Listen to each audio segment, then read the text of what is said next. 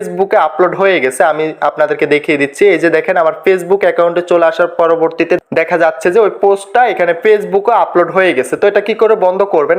একটা সেটিংস বন্ধ করে দিলে এটা আর হবে না। আমি দেখিয়ে দিচ্ছি কি করে এটা সেটিংসটা বন্ধ করবেন। তো যারা যারা এখনো চ্যানেলটা সাবস্ক্রাইব করেন না, অবশ্যই চ্যানেলটা সাবস্ক্রাইব করে পাশে থাকা বেল আইকনটা প্রেস করে দিবেন। নিত্য নতুন ভিডিও পেতে অবশ্যই বেল আইকনটা প্রেস করতে ভুলবেন না। তো তার জন্য কি করতে হবে? আমরা আবারও এখান থেকে প্লাস আইকনে চলে আসতে হবে। আমি এখান থেকে প্লাস আইকনে চলে আসলাম। তো এখান থেকে আমরা প্লাস আইকনে চলে আসতে হবে। আমি প্লাস আইকনটা ওপেন করে নিলাম। ওপেন করার পরবর্তীতে এখান থেকে আমরা যেটা পোস্ট করব ওই ছবি কিংবা ইমোজিটা আমরা এখান থেকে এটা সিলেক্ট করে নিব। আমি এখান থেকে এটা সিলেক্ট করে নিলাম। সিলেক্ট করার পরবর্তীতে এখান থেকে আমাদের নিচে একটা অপশন পেয়ে যাব শেয়ার টু ফেসবুক নামক। তো এখানে আমাদের মূলত কাজটা আমরা এখান থেকে শেয়ার টু যে ফেসবুক এই অপশনটাতে চলে আসতে হবে। আমি এখান থেকে শেয়ার টু ফেসবুক অপশনটাতে ক্লিক করে দিলাম। তো এখানে একটা অপশন পেয়ে যাব share your post to Facebook. তো এখান থেকে আমাদের এই অপশনটা বন্ধ করে দিতে হবে।